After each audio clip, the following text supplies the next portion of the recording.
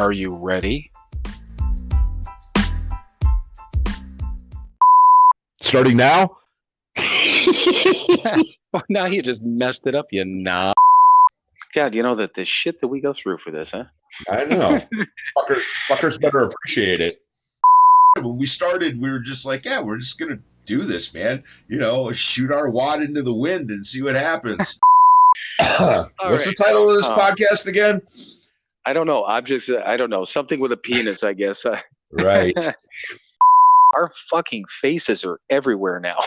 Right. But you're welcome, ladies. Right. Popular with the ladies. Right. Oh, I'm not even going to apologize because hopefully it sounds fucking hilarious. Yeah, totally. This is fucking explicit now. The explicit button. Let me use my finger. La, la, la, la, la, la.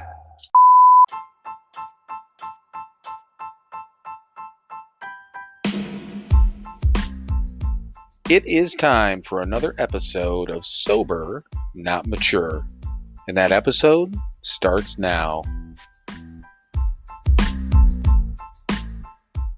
All right, everyone. Welcome once again to another episode of Sober, Not Mature. And I know I always say it, but if everyone's been paying attention, or hopefully everyone's been paying attention, but you don't have to listen to just Mike and I run our mouths this week. We actually have a guest, and we were talking for just a couple of minutes prior. And first thing that he said is, it seems like we've been putting this off for a while, which is true. Not necessarily. One thing was just scheduling wise, and then we had to push off from last week, which we figured out turned out to be a good thing. But we have Alex with us. I'm going to let him introduce himself real quick. So, Alex, brief introduction, and then we'll get into what we're talking about tonight, okay? All right. Well, my name is Alex Montañez, professionally known as King Roach, and I'm an artist. I'm an entrepreneur. I document my sobriety on a blog called dominatetheglobe.com, and it's been quite a journey. I like the fact that you laughed when you said that, and it just so you know, Alex, what we'll end up doing, we'll have, and I've been doing it in the promos this week, and I'll do it in the promos not only in the episode but also the promos this coming week. We'll have the link to your website and all that stuff in there, and your Instagram, so to make sure that people can follow you. So, like I was saying when we first started off, and again, I appreciate your patience in us actually getting this set up. Obviously, we were looking forward to it, but I know it took a little bit to get you on here, and we really don't have a format. But Mike, you do the best at explaining what we're going to do here tonight. So. Yeah, basically, well, we want to get to know you. You know, we want to, hear a little about your story and all that good stuff. But what we don't want is a drunk-a-log. We know how to get fucked up. We know how to fuck up our lives and fuck up the lives of everybody around us. We want to hear about the solution, man. So, tell us about yourself, where you come from and all that. But again, we know how to get fucked up. We want to know how to stay sober. All right, definitely. And just real quick, Alex, we want to make sure too that for you to talk about what you're doing now, that's the huge part of it. And actually, Mike's point, the global domination thing and all that stuff, and any information you want to get out, we want to be able to focus on promoting what you're doing now too. Okay. All right. So I'm from Bushwick, Brooklyn, born and raised. I'm not too far from there now. I live in Greenpoint, but I grew up in the church, and being in a religious household, I've come to identify a lot of things the moment I started writing about my life, which came through sobriety, and I'll get to that. But for the most part, because my family was so divided, religious and non-religious, I grew up on the religious side. So they kind of entrusted me to the church, and they just kind of gave them the authority over me. So from that point, I just felt like it was a classic case of overcompensating all the time. I felt invisible. So because I felt invisible, I grew up wanting to be famous. And the moment that I started performing music, which I started writing music when I was young, but once I started like playing shows in New York City, that's when the drinking started. Sure. And when you're in that environment all the time, I was playing a lot. So I would never start a show without a drink. it became ritual. And for the longest time, pursuing this career was the only thing that I had on my mind. Like I never thought that I would be married with a family, even though I am those things now. But in the beginning, it was all about being rich and famous. So putting myself in that environment basically kept a drink in my hand all the time. And I just confused confidence with being drunk. So in every aspect of my life, the moment the shows stopped getting booked, the drinking kept going. And, there's been a lot of ups and downs, but when COVID hit, like I hit the bottom because I had nothing else to do but drink. So I was starting to drink, from 9 a.m. And I hit a wall, man. I hit a wall and I couldn't take it anymore. It was a matter of I was going to stop drinking or I was going to die. Yep. And once I made that choice, I just had to start taking it day by day. So it's literally been day by day. Like when I talk to people about the fact that I'm sober, I feel like a lot of the people around me, bless them, but they don't understand how hard it is to be sober. Right. Because the shit is everywhere.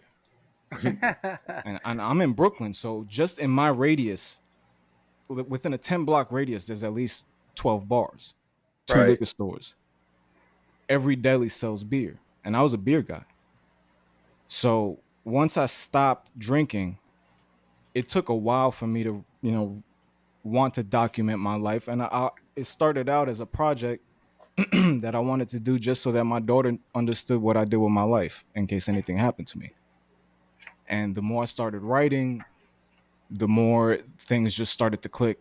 Like everything from the past started to make sense.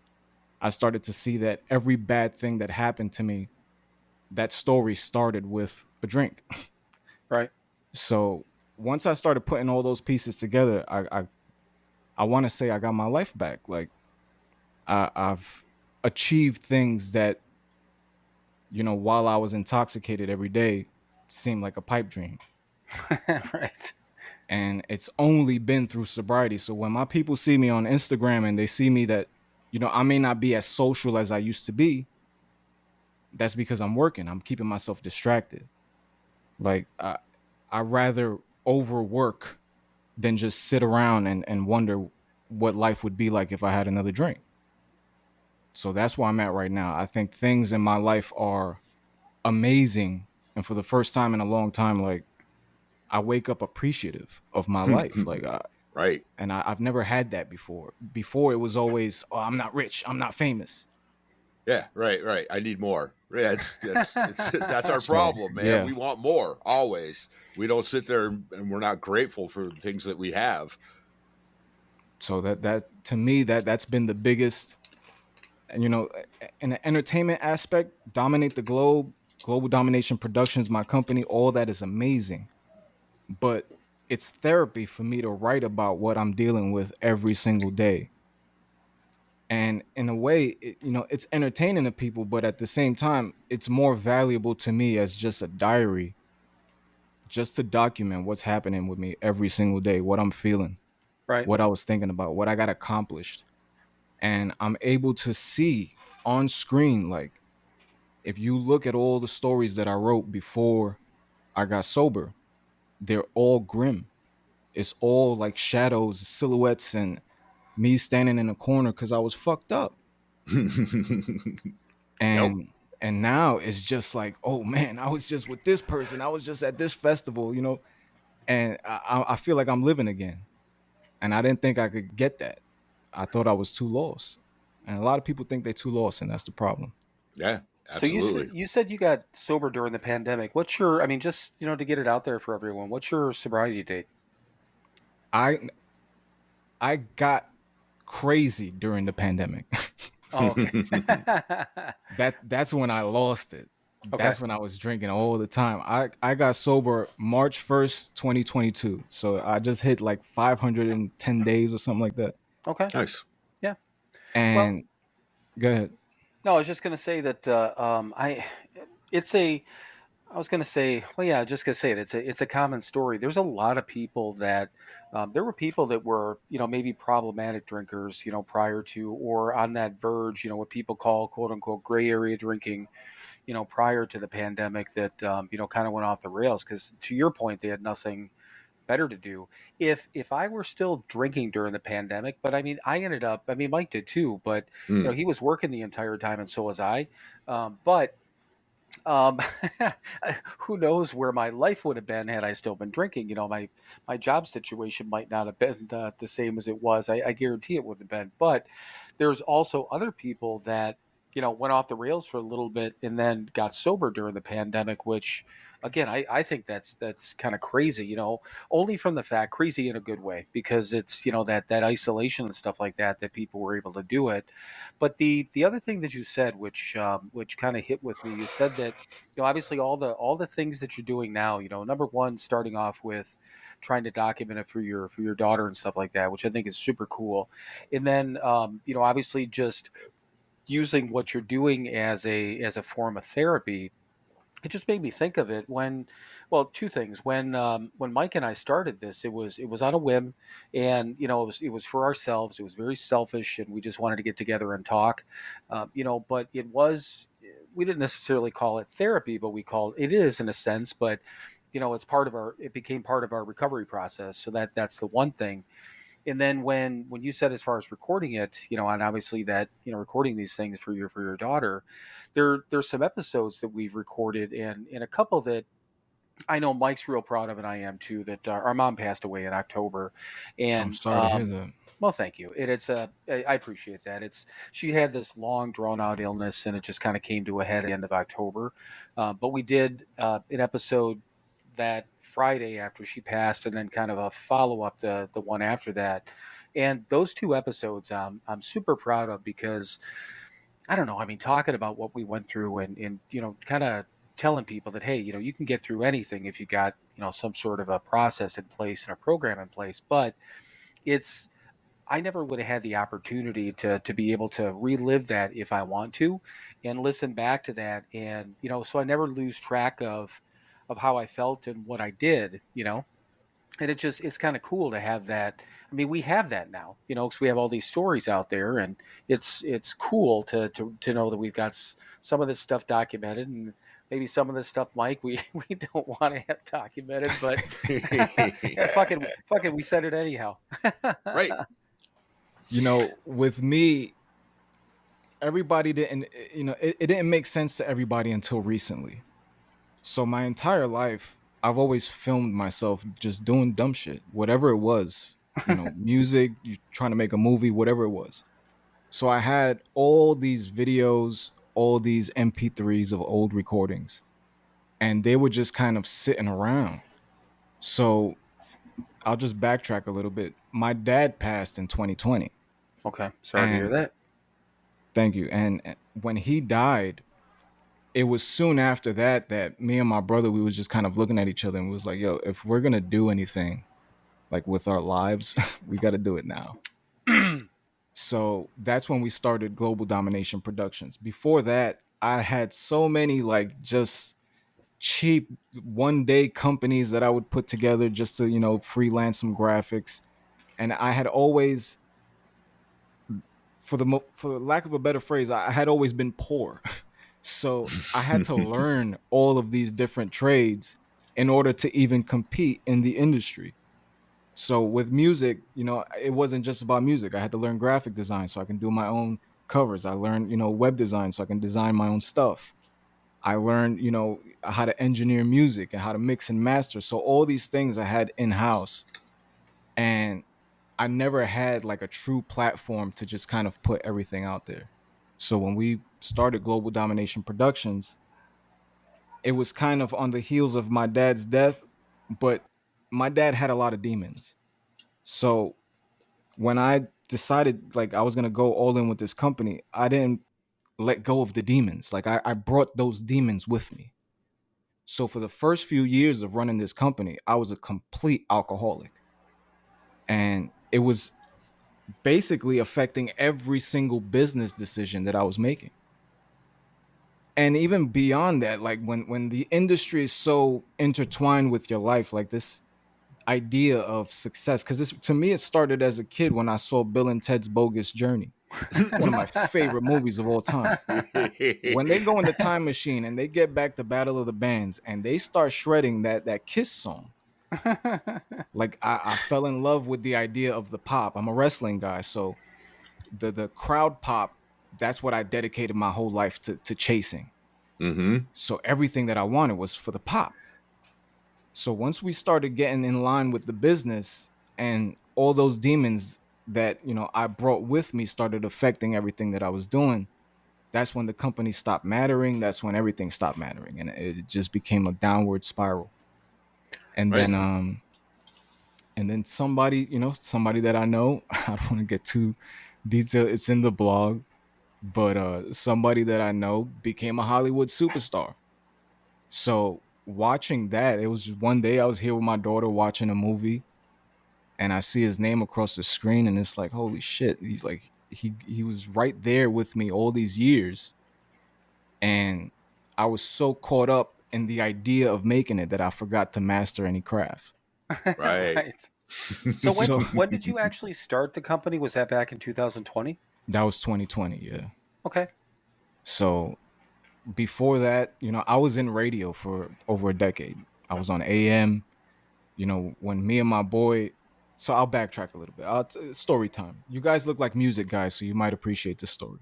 Yeah, I dabbled a bit when I was Yeah. younger. Yeah, I was gonna say Mike's got some music stories himself too.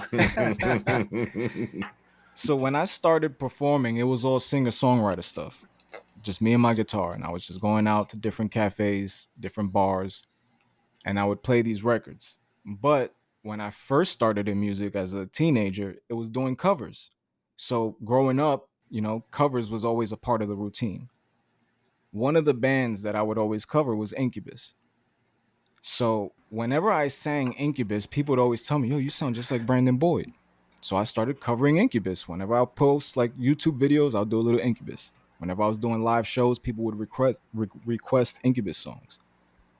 And it got to a point where a band from Long Island, mind you, I'm in Brooklyn. So these older guys in Long Island retired already. They was just, in the tribute scene, because in Long Island, the tribute scene is the music scene. Hmm. So when they brought me out there, we started an Incubus tribute. We became a headlining band really quickly, like within a month of rehearsing, because I already knew all the records, and so did they. We just had to gel together. Once I got thrown into that scene, I was a monster on stage with the drinking, because I felt like I was living out this dream. Like I was an Incubus. There's a movie. There's a movie with Mark Wahlberg where he's like a tribute singer, and then something happens to the real. I felt like that was me. Right. So I'll fast forward. We killing it on all these stages, but it starts getting to a point where I'm getting sick of the comparisons and all that. All right. So we go to the Soho Apple store for a free show.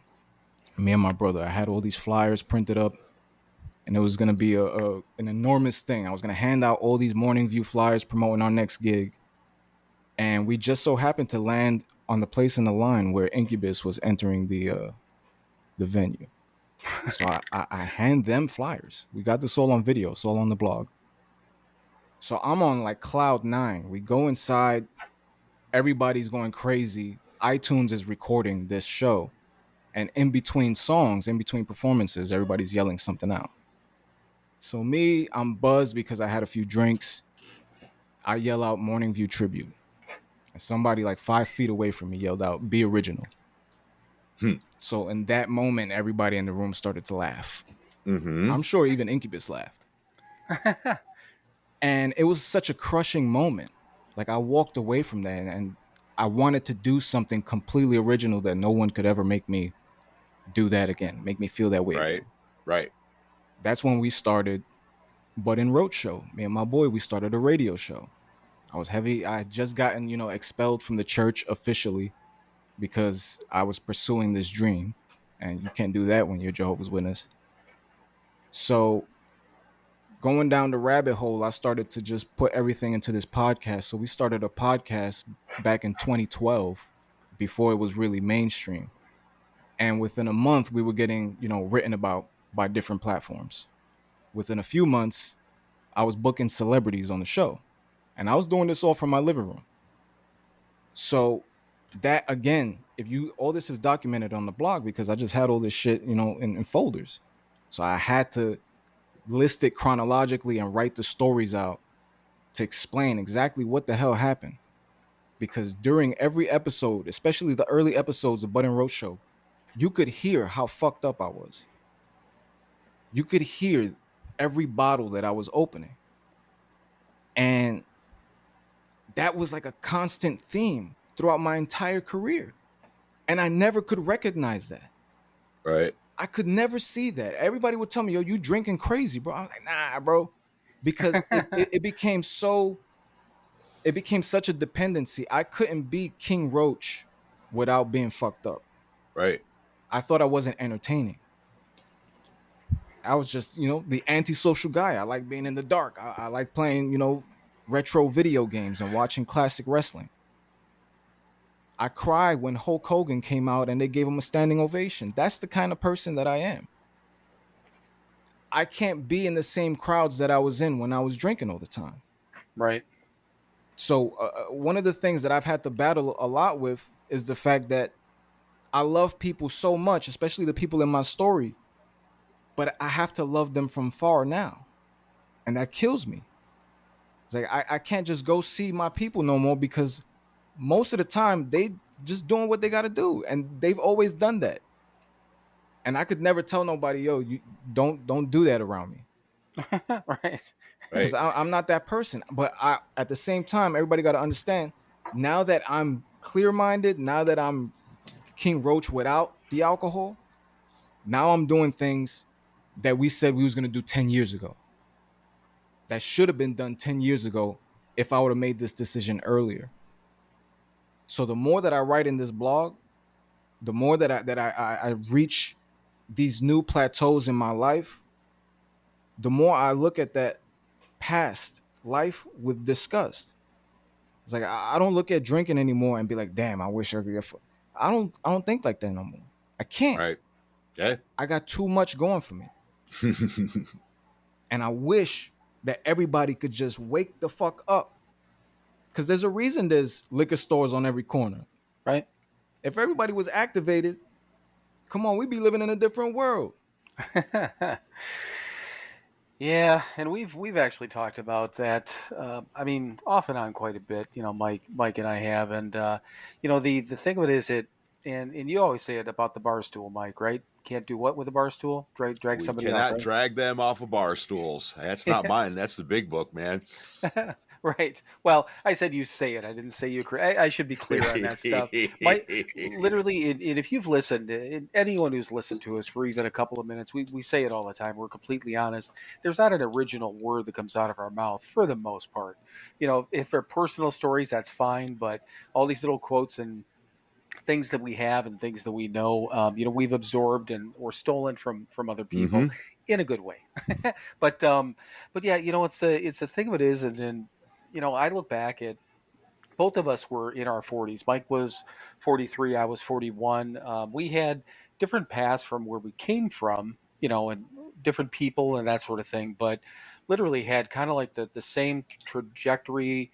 He used drugs, I didn't, but we ended up in the same place, and both of us I know have had looked back and it's like, God damn, and these certain points that we've talked about it on here that, things that we could have accomplished but didn't.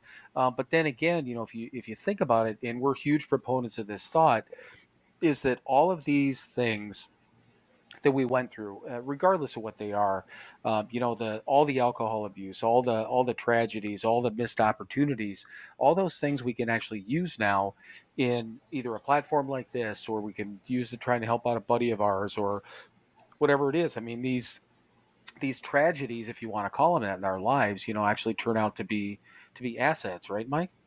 Absolutely. Yeah. All the shit we went through has value now because we can use it to help somebody else. That's why when I look at my blog, it's such a blessing for me personally because my family can see this.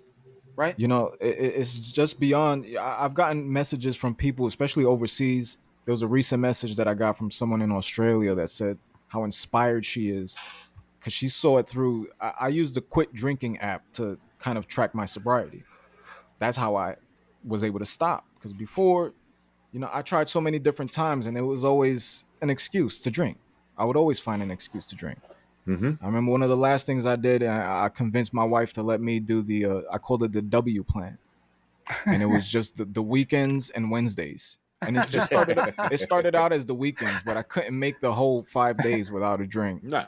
Then I added the Wednesdays, and then she didn't realize that I was going outside on Mondays and Tuesdays and Thursdays and Fridays and just chugging tall cans while I'm smoking a cigarette before I come back upstairs. Mm-hmm. So Right. you do the dumb shit when you just vibrate on a low frequency. And yeah, I could take all these stories and make them entertaining and make them digestible for people in terms of content creation and stuff like that. But in essence, what this is doing for me is just allowing me to see what the hell I did and avoid doing it again.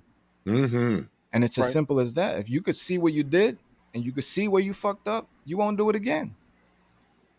And the thing of it is, and you're going to notice, you're going to get more, you'll get more messages, from folks like that in Australia, and you're going to get, there's going to be people that'll start walking up to you and, asking you kind of vague questions.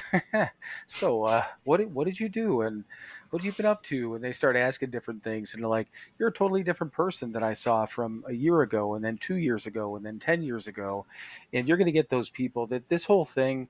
And Mike and I were we both went through and are still involved in the whole 12-step process, living through those principles and that sort of thing. But we see and completely understand that there's other folks out there, you included, and a number of people that we've talked to on here and that I follow on Instagram that get sober in different ways, and it doesn't matter. And Mike always puts it the best way about if as long as you're being a better person and not hurting people, right, Mike? What does it matter Yeah, how you do it? absolutely. Yeah, I don't care as long exactly. You're being a better person, and you're making, as I always say, your little corner of the world a better place, man. I don't give a fuck how you're doing it, as long as you're doing it. Right. And that's the thing. So, that you've got this whole thing that you're doing, which, not only is gratifying, but helping you, obviously in your recovery program. But I'm telling you, you're going to start seeing people and hearing from people and that sort of thing that it's going to seem like almost like the sideline, effect is going to be that you're going to help people whether you want to or not. But it's the ripple effect. We didn't necessarily, and again, when we started this podcast, we understood that telling stories is important because you go to a meeting or something like that, and that's the point. You tell stories and you share stories, but we didn't have any clue that non-drinkers and certain people and people of all different age groups and genders have been listening to us, and we get some of these messages, not a lot, but the ones that we get are they're heartfelt and they're really cool. And I feel like I do have to give credit to growing up in the church for being able to speak publicly Right. because they kind of trained me for that. They put me on stage when I was a kid. But I recently wrote a book. Like a lot's been happening for me because now when I wake up in the morning, it's not, what do I have to do within the next week? What do I got to do in the next hour? Right. And I take every hour like that. I can't just be still. I have ADHD and I didn't even realize that until I got sober because all the time I just Right. thought I was drunken and scattered. So now I'm able to harness the ADHD. I'm able to have just enough projects that I just have a batting lineup. And whenever I get bored of something or I can't do it anymore, I'll just jump to the next thing. So with this book that I just wrote, it's called Change Your Mind, A Guide to Dreaming. And I wanted to start doing public speaking events to talk about sobriety and talk about the effects that it has on dreamers and just chasing dreams in the industry, whether it's with music and film. I've seen alcohol take people out completely Right.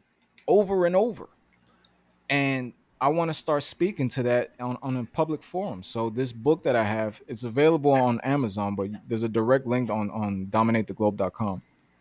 It's just it's the process that I was able to identify within myself since getting sober, on identifying what dreams I actually had, because for the longest time it was always just making it. That was always the thing. I just had to make it. You can't just make it if you don't have a target. So right, I just kept throwing darts, but there was no dartboard. Right. It was going all over the wall. So now I'm just hyper targeted on different things. So one of the things that I wanted to do, I hear somebody yelling in the hallway. My bad.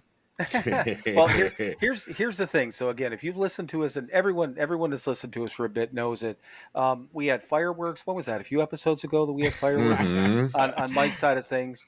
We've had cars squealing, loud music on his end, thunderstorms last time. Right.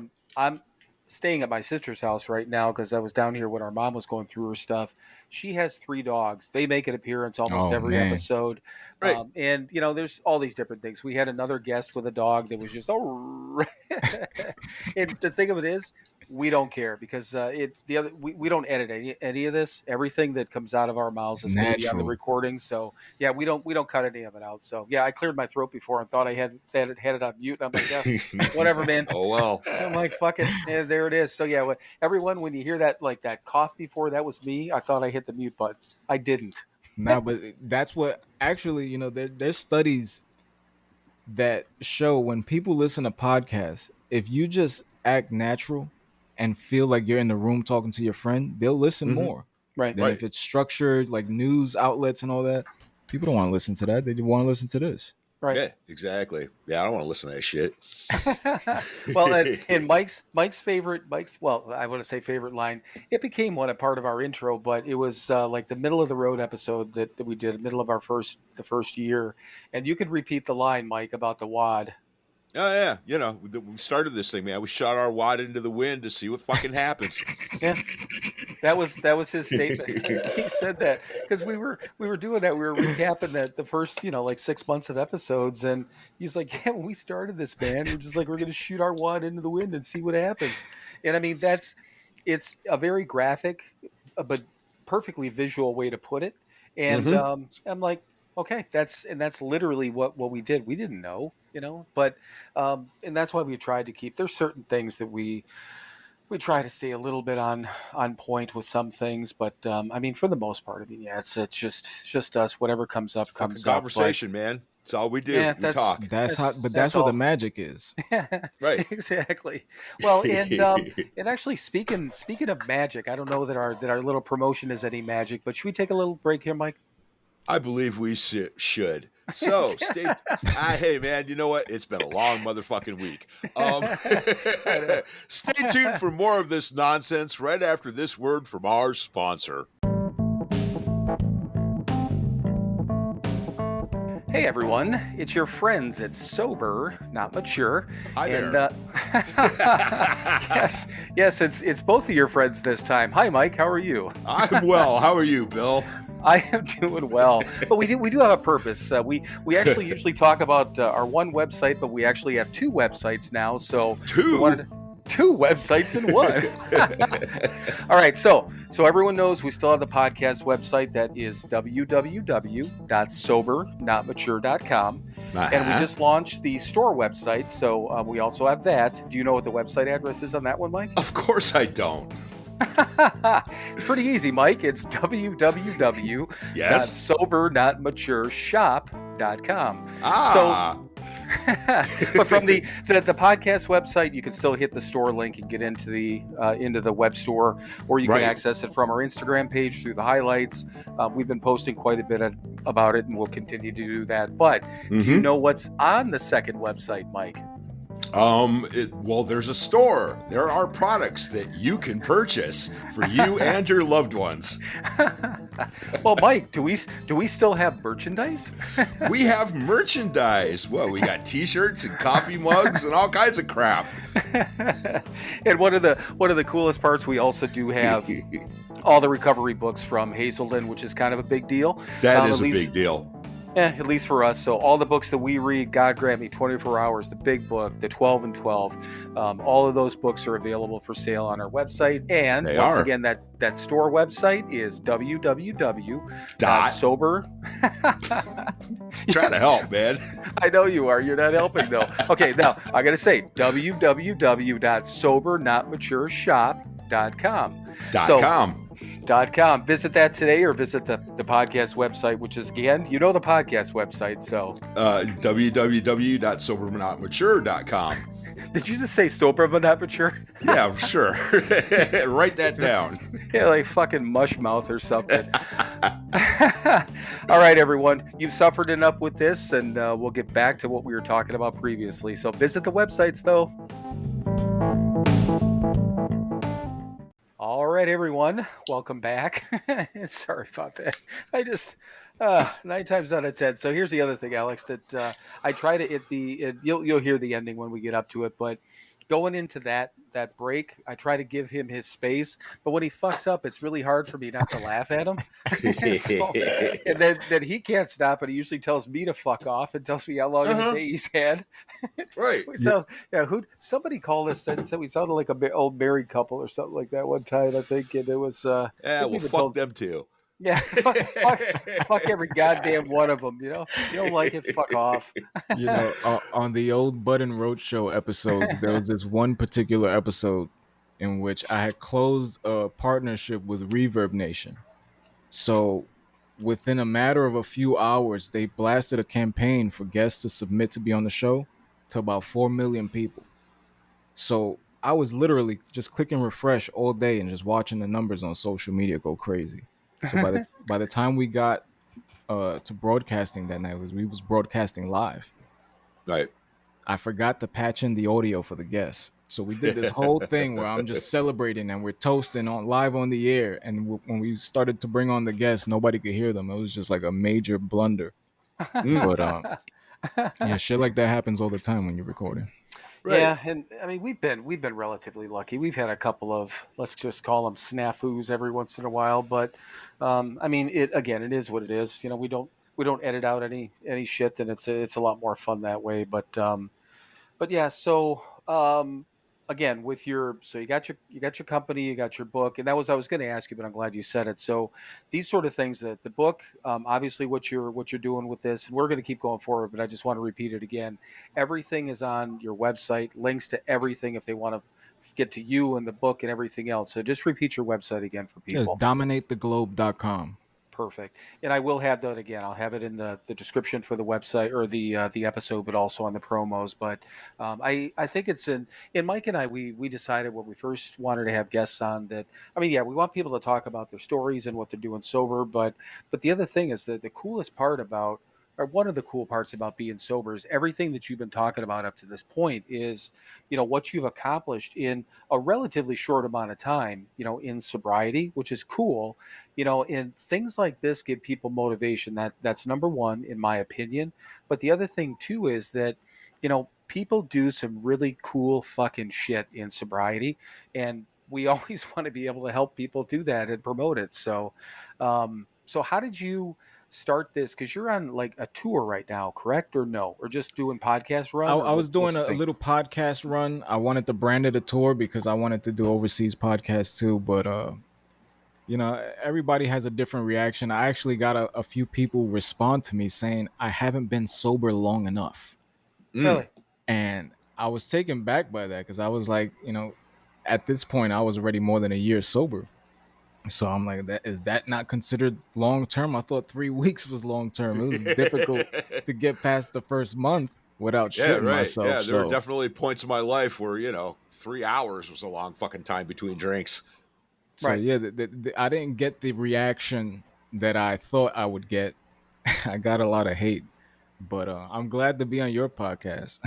Well, and here's the thing: when it comes down to it, and we do, every time we get, and we have passed on some some people that wanted to be on, and I think it's important for us to be a little bit I guess, particular on things every once in a while, because there's a few things. If somebody is promoting something we don't believe in, and I don't mean that it's like hate stuff or anything like that, but we had somebody that wanted to be on that was promoting a non-alcoholic thing that they're doing, and you know what? Neither one of us have an issue with it. If people want to drink NA beer, non-alcoholic, this and that, that's wonderful, but we don't do it.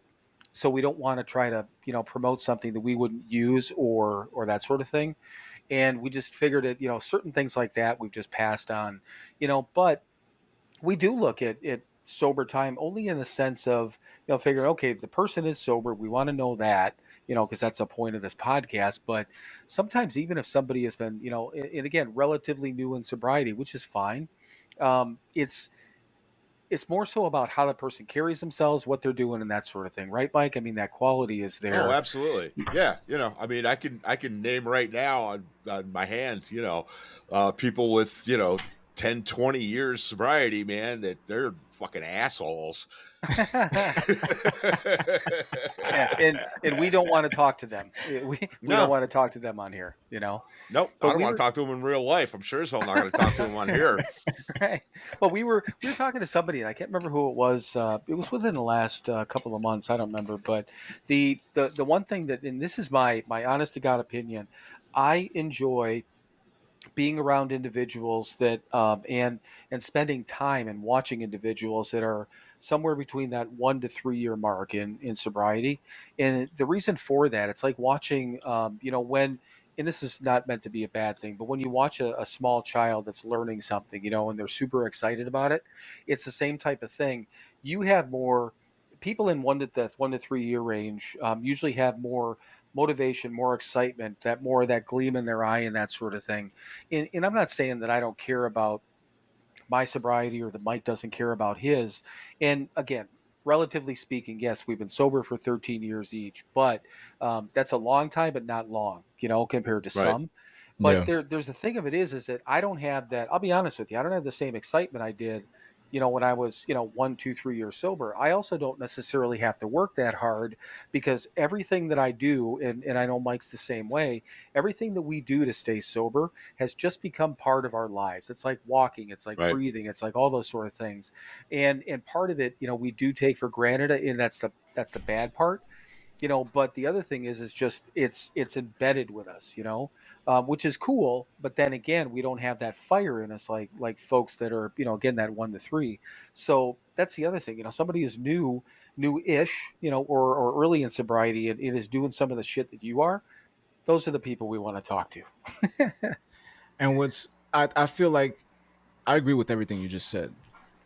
And I actually described it similarly on the blog. It's like being a kid, because you got to relearn how to live. Oh yeah. Mm-hmm. For me, like, I drank every day. There wasn't a day that went by for years where I didn't have a drink. So Right. just relearning the basics was difficult for me. But man, I just lost my train of thought. That's like being a kid again too. Right. Yeah, No. exactly. But yeah, and it's supposed to be difficult, man. It's not fucking easy. It's simple, but it's not fucking easy. It takes work, man. And I mean, yes, even at 13 years, we still have to work at this thing. Right. I plan on doing this, one day at a time for the rest of my fucking life. I know I have to, because if I stop doing it, I don't have a choice. I'm an alcoholic, man. I'm going to start drinking again. So And if I start drinking again, I'm going to start hurting everybody around me again. I don't have a choice when it comes to that either. And I don't want to do that shit today. So I'm going to do these little simple things every day so I don't pick up that first one. Right. and just like you just said, you're an alcoholic. Yeah. You've been sober 13 years and you can still say that. Mhm. Right. That's what people don't understand. Is that Right. once you admit you're an alcoholic, like Mhm. once I admitted that, there is no cutoff time to when I'm not an alcoholic. Right. Yeah, we Well, don't get cured. It's the old line. Yeah, it's the old line, man. A pickle cannot become a cucumber again. So Right. like I've had people, especially after I made the year mark, where I would tell people just in passing, like, yo, I just made a year sober. You're still Mhm. counting? You're not over that yet? I'm like, bro, I know people that have been sober 50 years and they still count. Yep. So it's hard for me to, and that it ties into GDP TV, which I want to talk about too. It ties into the fact that I can't be in the same social situations that I once was, just because I don't have, I guess, the patience to explain my sobriety to people anymore. I Right. don't have the patience to fucking be around those people anymore. It's like, it's Right. crazy. Drinking is the only thing that you have to kind of explain to people why you don't do. Right. And I hate that. It's a stigma. It's like, oh, you have a problem? Yeah, I got a fucking problem. And you have a problem too. I love that. See, now you are our people there. So, You just got to be real. so real Yep. quick thing in this, I was just on like off in this lake house thing for a week and got to see my kids and all that stuff. And we went to dinner Wednesday night. I got to meet my son's girlfriend's dad, and my ex-wife was there, who I get along with really well. Her husband, I get along with him, and my stepson, who is my, from my ex's first marriage, he was there too. So we're at this bar. It is called Distillery. Okay, so and it was the food was fucking awesome. I had this hamburger, these fries. It was really fucking good. Um, but when we walked in, it's first you walk in, it's by the bar, and then the huge restaurant area, more restaurant than bar.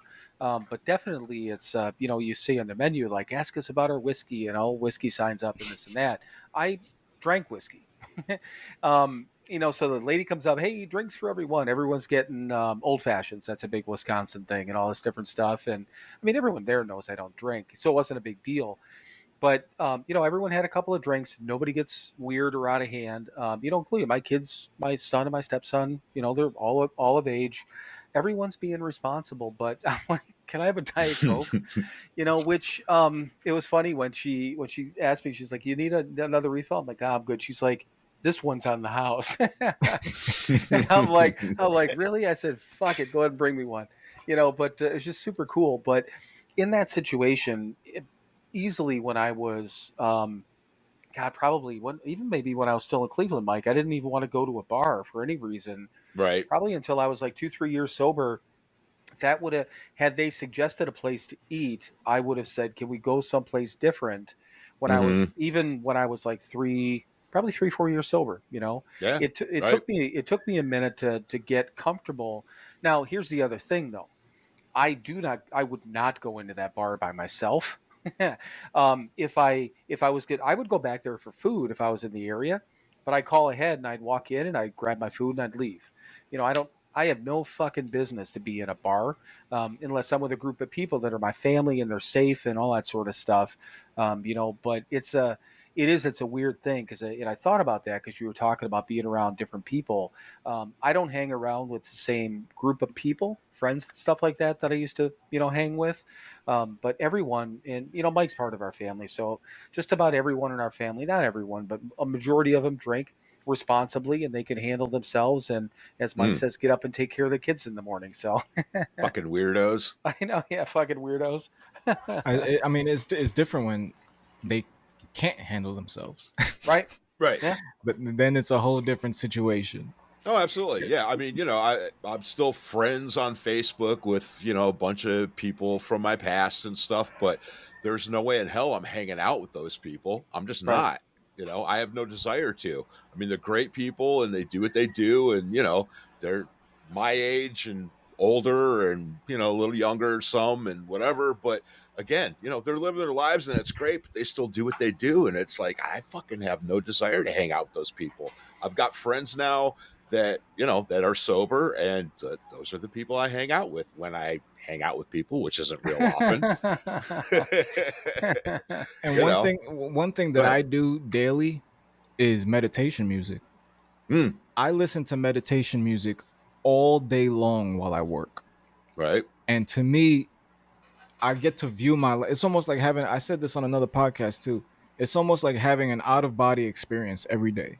Because when I put certain frequencies and I listen for long enough, I'm zoned out in my work.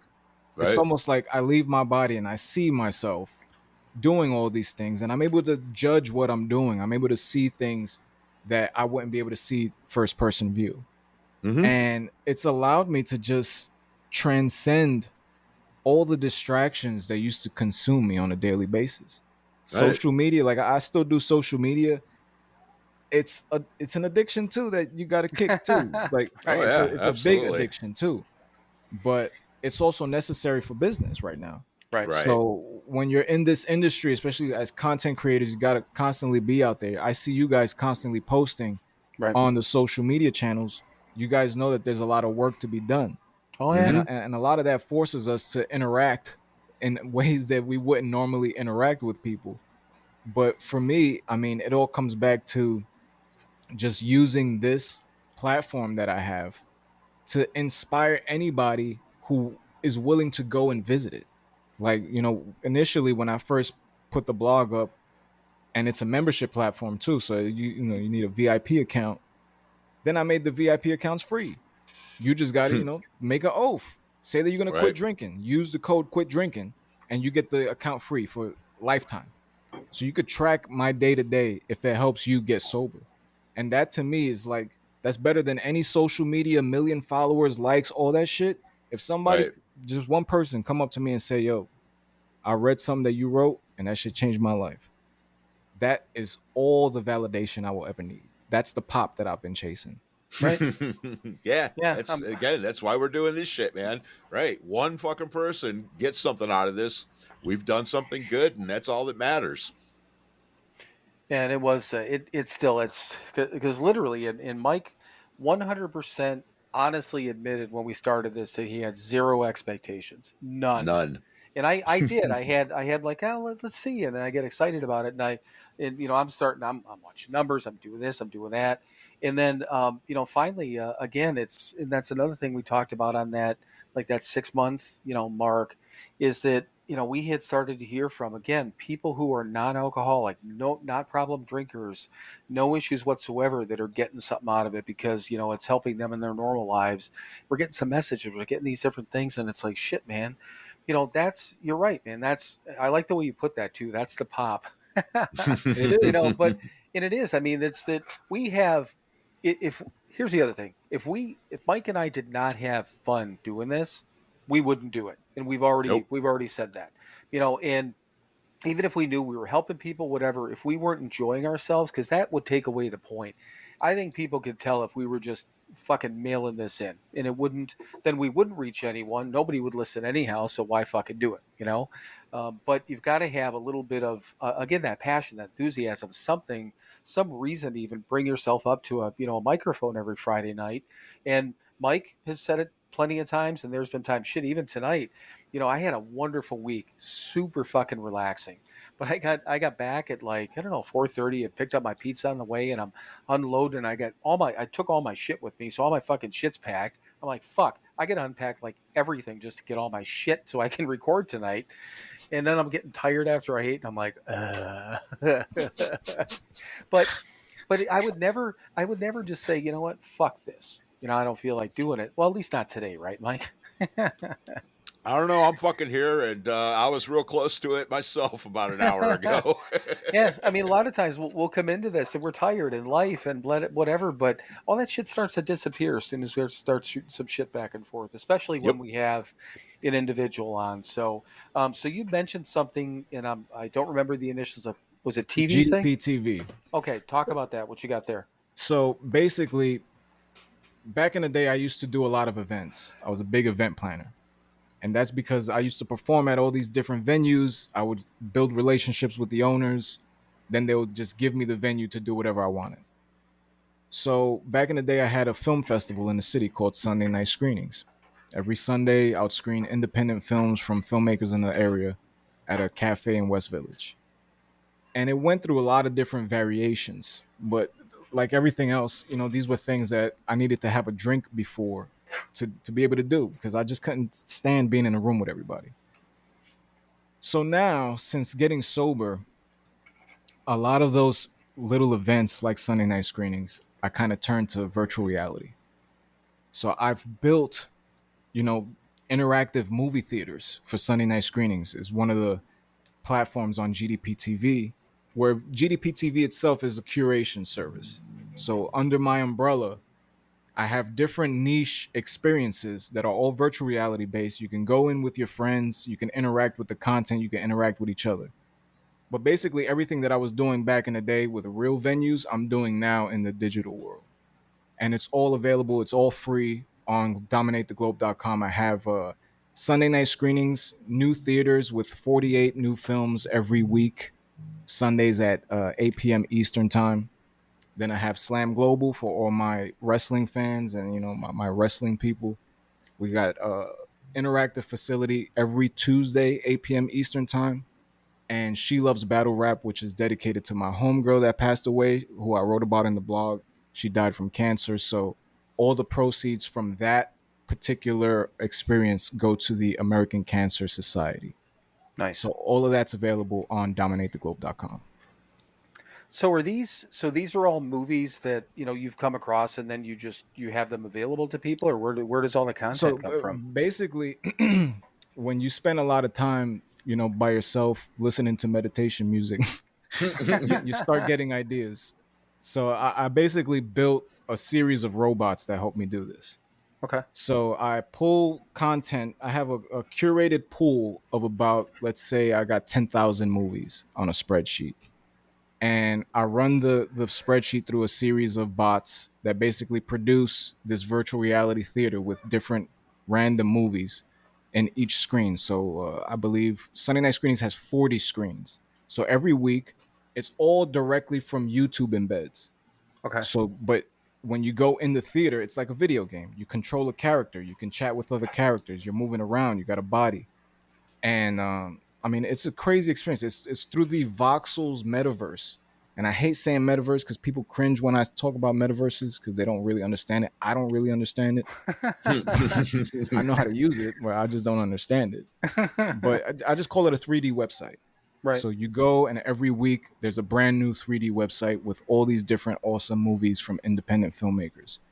And the same with the wrestling one. Slam Global is all the different independent wrestling promotions. I got about 100 promotions on a spreadsheet, maybe about 15,000 matches, all directly from YouTube. So every time you play a video in the VR, the content creator on YouTube gets that play.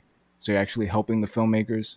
Nice. So it's just a way of curating content and building a society of my own where people can just go and congregate and enjoy life without the pressures of society outside. And I know you said like bots and stuff like that. So is this like tied in with all AI stuff now? Everything that's been going on with all the new AI As stuff, an or AI, I'm surprised they haven't cloned me yet from how much I use AI. Because AI is my best friend right now. Everybody's scared, and they should be. I'm scared of it, but it's gonna kill us regardless. You might as well use it. So I'm just I'm trying to use it to the best of my ability right now. But it's kind of tied in. I use a lot of AI for graphics and stuff like that. But right? this metaverse platform is just it's a platform in itself. These guys are based, I believe, in Switzerland or Sweden, one of those. It's definitely overseas. They got a small team, developers, and it's available on desktop and mobile. You can go on your phone, and it's still like a 3D video game. Nice. The shit is pretty crazy when you go inside. You can tour the facility with a Oculus VR headset, but you can't play any of the content because nothing's clickable. You can just tour it. Right. But that all that capability is coming soon. I'm just trying to build a place, and I've been promoting this a lot to people on the Quit Drinking app because a lot of people want to go to the movies, but they don't want to go outside. Right. And I'm just like, yo, go to the movies in VR. We're here. You can actually see other people walking around watching the movies too. So it's crazy. Well, you know, the whole AI stuff, and it was my and and obviously I'm not blind and deaf, and I'm not under a rock. So I mean, I've been hearing about it for months. But my son-in-law and I were talking about it. I don't know, a few months ago, and he was telling me how he was using. He's a manager at a restaurant, and he's been using it. And I talked to him a little bit more about it this past weekend. But he was using it at one point, not really for his scheduling, but what he'll do is he's using it now because he's the manager of the kitchen at this, again, the small Italian restaurant. He'll have these. He knows what he wants to make, but he's trying to figure out the way to put it together. So he's using AI to help him with his recipes. So he's putting all these ingredients in and what he wants, and it puts out this nice little, this recipe for him. He said it's fabulous. And what I've been doing with, because I'm trying to do a coaching thing on the other side of things, and I things that we talk about on here and some ideas that I had. And so I'm starting to write articles, to get content on our website, but also content on LinkedIn. And, and I know what I want to write about. So I've been using AI for that. I'll put it in, write an article about this so I can get the outline, you know. And if I run across a word that I don't know, or if it doesn't make sense, or it's not something I don't believe in, I don't just copy and paste this shit and post it. So if anyone's reading my stuff, believe me, AI is helping me a ton, but I'm making sure that it's in my words and I understand what everything's going on. But the point is that it's building this whole outline for me, and all I have to do is, kind of like mold it into my own. It's been crazy. So the difference in what might take me 3 hours to get all these words and do all the research and get it down in a format I want will take me an hour, if that. It's Oh, crazy. trust me. With AI, I would not have been able to write my entire life story in the amount of time that I did if I didn't use AI. I Right. use a lot of AI. But one of the things that I think that people fear is they know that all this information is being stored somewhere. Mm-hmm.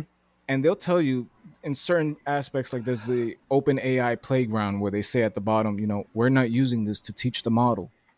I think that's bullshit too. So I think we just have to accept that Skynet is here. It's not going anywhere. And we just got to make the most of it now because it is a tool that you can literally get anything done. Right. And once you realize that you're doing what Steve Jobs did. Steve Jobs wasn't there coding. He was walking around the room telling people what to code. So when you have that kind of power with AI that you're not kind of yelling at people, you're yelling at a computer like, yo, I need this done this way. Then you can start really just maximizing the value of every day. I use AI every day to get tasks done, to build bots that automate my process, to do all these different things that help all the different companies that I work with. And it's only now that kind of technology's caught up with the ambition. So it all ties into the fact that if I wasn't able to do all of these things and be so engulfed in my process of creation and just growing my path in the industry, then I'll still be on the stoop drinking. Right. I'll still be if they only had Nintendo with Super Mario 3, I might still be drinking because you need to constantly we live in a society where everybody's always distracted and we are too. And I've had to identify that it's not just drinking that was an addiction. My phone is always in my hand. Right. So I get neck cramps from always looking down at my phone. Like it's a problem. If you can identify the problem, then you can work with the problem to create a solution. So yeah, we have AI. We don't have a reason to be scared because trust me, AI is doing things that we can't even possibly fathom right now. It's Well, not going to take your little sentence and clone you, well, but it even with might put some the money in your pocket. Well, and with the internet. When the internet first evolved, I remember the same type of thing, and you take even like somebody like Google and Facebook and any type of social media and stuff like that. Granted, any piece of technology used in the wrong way, can be problematic. And there's people out there doing fucked up things with AI, but they've been doing fucked up things and and now they're just doing it faster. Yeah, you you got know, they're putting the fake scanners on every payment system. When you go to the gas station now, you got to check when you scanning your card to pay for something because they're putting fake ones on top and stealing right. people's identities, Yep. stealing people's cash. Two of my family members got hacked by scammers in the past month and a half. In the past month and a half. Right. So, there's always going to be evil, but this shit can do good. It can help you expedite your process. It can help you, save time so you can spend more time with your family as Right. opposed to being stuck in front of a computer trying to write out something. Listen, just get the basics down and then walk around like Steve Jobs did. Well, and there was when our niece graduated from college from Purdue back in May, and the entire commencement address by the president of Purdue was about AI, and it was when he first started talking about it, it's kind of like. was kind of, I wouldn't say weirded out by it. I was kind of surprised by it because he was talking a lot about the government and saying, "Oh, if the government gets involved, we don't want this, but we don't want this and don't want that." He brought it all around. That basically his bottom line message was is that the school, the university, understands the technology. They're working on it. They have classes that teach people about it. They're on the edge, the cutting edge with everyone else, and they're going to use it. But his point, which I thought was pretty cool, he said, with any piece of technology, he said, if it will save you time, he said the key there is what are you doing with that extra time? He said hopefully what this technology will do is people that were spending hours on these, I don't want to say meaningless, but these tedious tasks, Super reducing tedious. reducing their time maybe down to only a few hours versus 8, and now with that additional 4 to 5 hours, then that's when they can get out there and do stuff for people and help people and make real change and all those sort of things. So kind of bringing that back around is that so if you and I and Mike and any other sober individualists using some of this technology, hopefully what that does is give us an opportunity to get out there and do better things. I don't have to sit there. You don't have to sit there with a neck cramp in your, with your face in your phone. I don't have to sit over, slouched over a computer all day. Maybe I could do something, different and better or help somebody else. But I don't know. I mean, that's been our key from the start, right, Mike? I mean, we've always been told that if all else fails, try to help somebody else, right? Absolutely. See, that was me trying to bring you back I into know, the man. conversation. I fucking A, man. I zoned out. No, I know. I see, and I know him. I have these piles of paper here that are bound together. They're called books. Well, and here's what's funny, Alex. I'm a Luddite, man. I'm a fucking Luddite. I don't deal with any of this shit, and I'm happy. And there's nothing wrong with that. But Alex, while you and I were talking about that, and Mike does, so I've got all my recovery books on my phone. I did it when I traveled and whatever. It doesn't matter why. I just do. He's got the regular books, and he listens to CDs rather than stream stuff. He's extremely old school on that, which I think is super cool. And I would never, the only thing I said, I'm like, have you tried? He's like, nope. I'm like, cool. Do you want to? Nope. Cool. Nope. I love that. Yeah, I love that more than I love what I do. I know. I just have to do what I do. Well, and that's the thing. So the social media part of it, and Mike and I joke about this. Well, he jokes about it more than I do because I don't care. But he always says that with this podcast, the only thing he does is show up in front of a microphone, which crack the microphone, man. That's what I do. Yeah. And I mean, technically, yes, okay. But Mike and I work together. We talk about things. This shit doesn't happen without him and me together. That's it. And it doesn't matter if I'm handling our social media. I do take the time to, I handle putting the podcast stuff together, and like guests and stuff like that. These are the things that I'm kind of built for because I've done it forever, and I don't mind doing it. I like doing it. He doesn't, and I know that. But the thing of it is, again, when he and I get in front of a couple of microphones, it doesn't matter what happens on the outside. This is what this is the thing that matters, the work outside of it. And I've got everything down to a relative science, and it doesn't matter. But I saw your mute going on and off through when Alex and I were talking. And I was about to say, like, fuck it, Alex, man, we lost him. But I tried. Yep. Was that smooth when I tried to bring you back in? That was pretty smooth. You didn't wake me back up. So there you go. Yes. And I did. I'm trying to, like, in my head, I just like keep talking till you can figure this out. Keep talking. I'm like, oh, I could do this to bring him back in. So your story together is nearly identical to me and my boy's story when we started Bud and Roach, in which I was co-host and producer, and he was a co-host. And alcohol drew a huge wedge between us. Because one of my biggest issues, especially back in the day, was the fact that I was known more for my behind the scenes work when I was just desperate to be a star.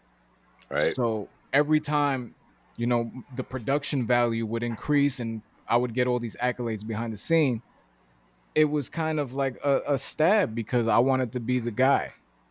Right. And when I got into the industry through, the company I work with now, Perfect Storm, they've been a blessing in my life. They literally saved my life. My apartment burned down. I ended up moving to Jersey, staying at headquarters for a year, learning the entertainment business. And they basically, They taught me everything that I needed to know behind the scenes. So when I started using all of this information to propel myself as a star, it just every drink would just bring that fight. It was a tug of war all the time. And I the producer in me started developing conflicts with everybody around me because they were all just stars. And I wanted to just be a star. I didn't want to have to do all the fucking work behind the scenes. Mm-hmm. But, now I realize I'm a producer on a bunch of shows. That's what I do. Right. But alcohol didn't let me see that for a long time. And I wasted I could have been produced. I was a producer at Shade 45 at Sirius XM for a year. And I was producing some pretty amazing visuals that, again, every time I would be in a room with a celebrity, it was like a knife in my back because I wanted to be the star that was being recognized, not appreciating the fact that I was in the fucking room to begin with. Right. So Mike, there was just a lot of things that I had to correct, and I glad that I was able to do it. Mike, from now on, I pretty much demand that you refer to me as producer. Okay. as long as you refer to me as the talent, I'm fine with that. The star. Guess what movie I just started watching the other night because it popped up on Netflix. Groundhog Day. Oh, did he just refer to himself as the talent? So, what is Perfect Storm? You mentioned that a couple of times. So explain what Perfect Storm is. So Perfect Storm is a company. All of this stuff is detailed in the blog because there was a lot of like just really dark shit that happened before I've managed to find that place. But they're a management company to celebrities. So Okay. when I first got there, I wanted to be a star. I was living out of my car. I brought my computer to the intern area, and I just showed up and started working. By the end of the week, they fired the whole media department, and I had a corner office on Wall Street. So immediately I got, thrown into this mix of all these celebrities constantly coming in. But again, I was just the media guy. I was so skilled at the behind the scenes production that's what was getting me all the attention. And when you drink every day, you start getting problems with that shit because you want to be the guy.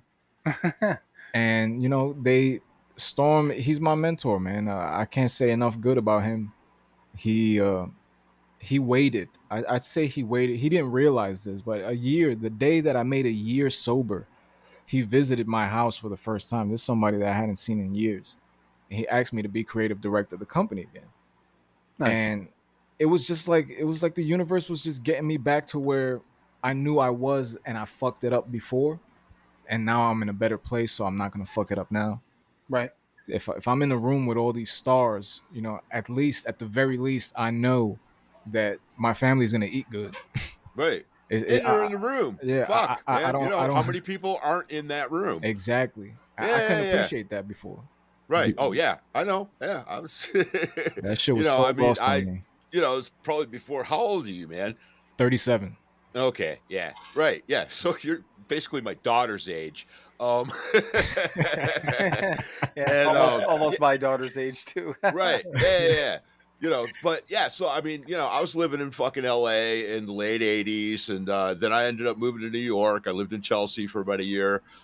Yeah, so I mean, I was in the room too and didn't fucking appreciate it either, man. I wanted to be the fucking star too, but I didn't want to do any of the goddamn work to get there. I just wanted to be there. And I was for a while, and then I wasn't. And that's all right, man. Now I'm in fucking my own room. And I like it here. What's crazy is, sorry to cut you off, but if you look at the blog, if you guys ever go on the blog, I'll send you direct links of just a specific time frame from right after I lost my position in the industry to when I just moved by myself. I was living in a dark basement. It was just dark days because I went from being at, Sirius XM to being in an empty warehouse filled with rats in Queens. And it was like a hard pill to swallow. Like, what the fuck just happened? I was just on the red carpet at Lincoln Center, and now I'm sweeping up rat shit. How the fuck does that happen? And, for a long time, you don't allow yourself to see it. That's why I tell people, I never tell people I'm not going to drink again. I always say, I'm not drinking today. Right. And I just say that every day. Yep. The minute I say I'm never going to drink again, that's what every time I've said never, I've always fucked it up. Mm-hmm. So I just take it one day at a time. And if Yeah. I take that day and just do everything I possibly can to put myself in a better place tomorrow, then my future's bright. Mm-hmm. And that's all it takes, just that decision. And I thought it was rocket science for a long time. Like, yo, how am I going to get all this shit back? No, just stop drinking. That's the first thing you got to do. Stop drinking. Right. Put it down and then fucking do what you got to do to not pick it back up. And I've had a lot of people tell me, oh, but just have one drink. You can't just tell somebody to do that. Like, that's like telling a cokehead, yo, just do one line, bro. Just one Right. line. Well, I mean, I've been, I still go out and go see bands and shit and whatever. And, I'll be at a function or whatever, something, and I'll be in a bar, and somebody will say, hey, man, you want a drink? And I'll just look at the bar and I'll go, they don't have enough. And it's true. And it shuts them right the fuck up. Yeah, people don't know what to think. But, No. well, and the funny thing, too, is that when you just talked about the never thing, and I've told this plenty of times. So the short version of it is when somebody said years ago to me, they're like, man, you I was 2-3 years sober, whatever it was. And like, man, you really got this thing, you really got it or got this thing or whatever it was. And as soon as they said it, it made me uncomfortable. I didn't know why. As I thought about it, I'm like, okay, I can never get this. I don't want to get this. I want to always be working towards something, striving towards something, because if I in my brain, if I'm like, okay, I got this shit handled, I got this, I got this, then in my head, I'm not going to want to do it, but I'm going to start slacking off. And sooner or later, I'm going to get drunk again and I'm going to die, But the other thing is that when we first got sober, and this is a cool part about the sober living facility that we went through and the gentlemen that were around us at that time frame, nobody ever said to us that I can remember that you're never going to drink again. What they said is we're going to show you why you'll never have to drink again. And that's a huge difference in words. Words fucking matter, and if somebody says you can't drink again, that's like, oh, I can't. But if somebody says, I'm going to show you why you won't need to, or why you won't ever have to, or why you won't ever want to, that's a different story. Then they're telling me, we're going to give you a choice. We're going to show you what to do so you can choose not to drink. Nobody's telling you can't. We're going to show you this process that is going to free you from it, basically, And man, that was well, probably now 13 years ago, right, Mike? It had to have been in the first, well, probably more Just than that. about. Yeah. First couple of months that we were sober, I think that we heard that, and I wasn't even committed to this shit yet, and it stuck with me. So it's a matter of perception, but it's a matter of listening to the right people and being around the right people to hear the right words. I think that's a huge part. And just giving yourself a chance, right?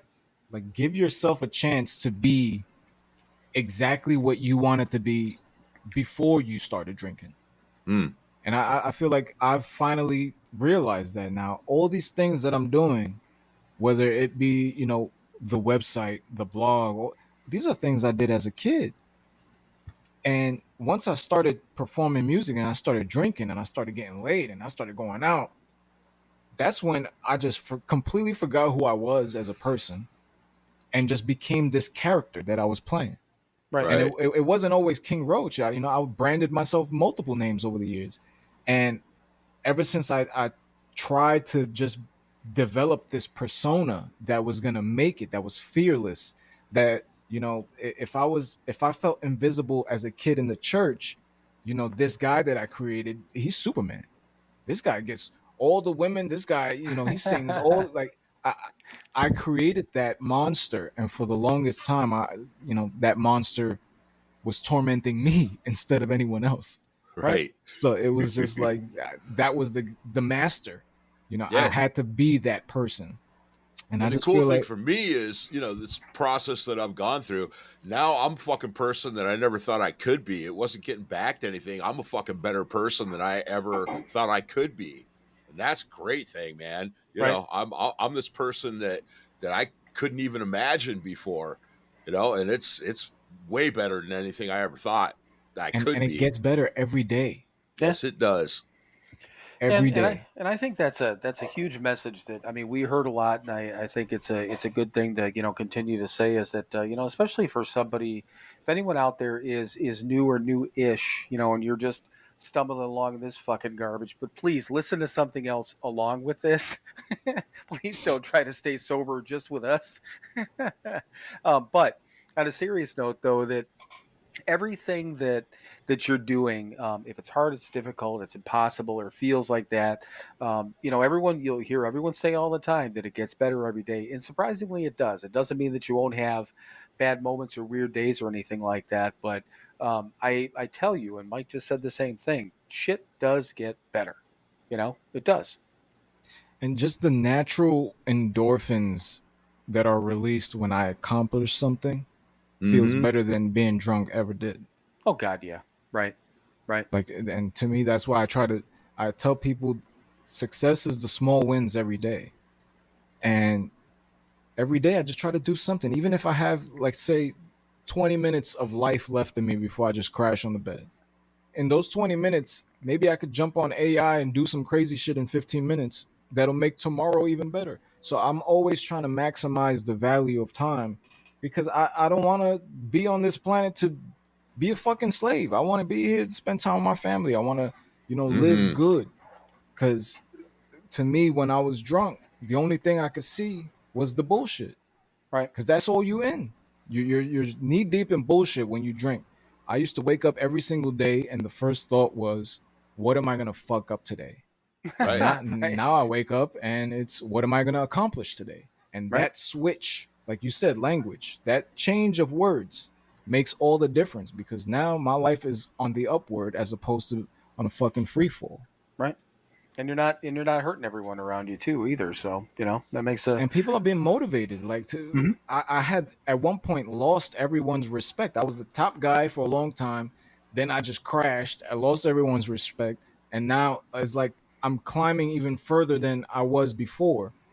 And now people are just like, holy shit, maybe I need to start looking at myself the way he looked at himself, which is why I do things like write the blog and wrote the book. And when I start doing my public speaking and I start speaking on face to face with people on these forums, it's going to change a lot of people. I see what Tony Robbins is doing and these motivational guys. We got that power too. Right. Mhm. We got that power. Well, and yeah, we've Absolutely. we've talked about it before. I mean, everything that we do in life causes ripples. It's before it was all bad ripples, and now it's all good ripples. When we Mostly. throw, yeah, mostly. When we throw a rock in the pond, this time most of the time our ripples hit all positive shit rather than fucking up people's lives anymore. Right. So, but so just kind of in wrapping up, just for everyone, kind of repeat again what you're doing. I know the website, from what it sounds like, correct me if I'm wrong, everything that they need to know about you is on the website, but let's do kind of a quick recap of what you're doing, where people can find you, Instagram, your website, that sort of thing. So everything dominatheglobe.com. That's literally the blog, everything GDP TV. You can access the book there. You can access all my social media there. At social media, it's at I'm King Roach. Um, yeah, man, I'm gonna be doing a lot more podcasts. I got to get back on the air with Bud and Roach. We've been putting that off for too long.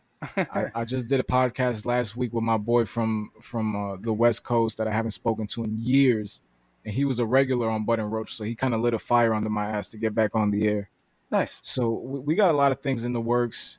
My team right now, everybody's not sober, but I'm sober, and if I'm Mhm. leading this, then that's what matters. Right.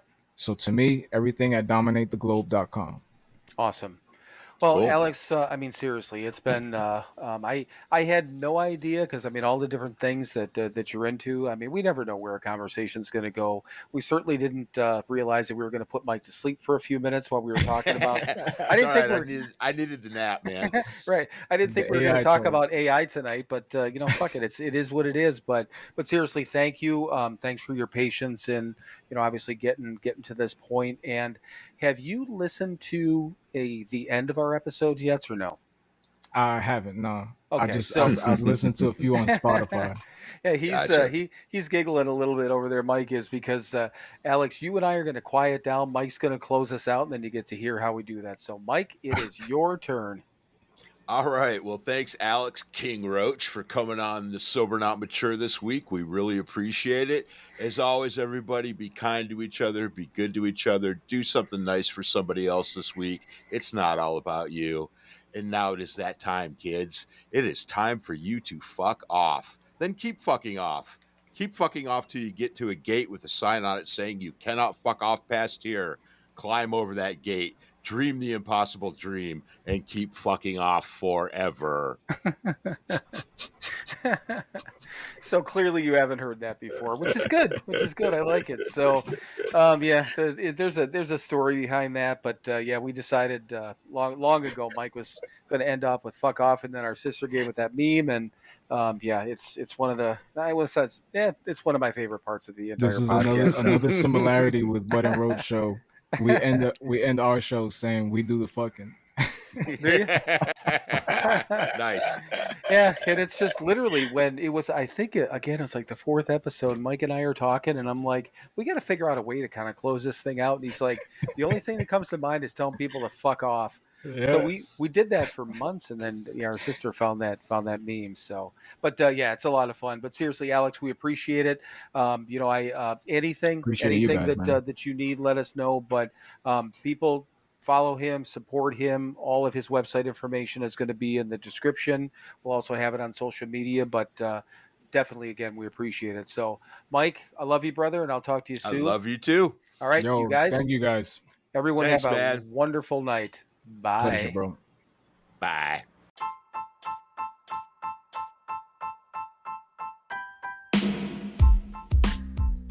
As always, thank you for listening to another episode of Sober, Not Mature.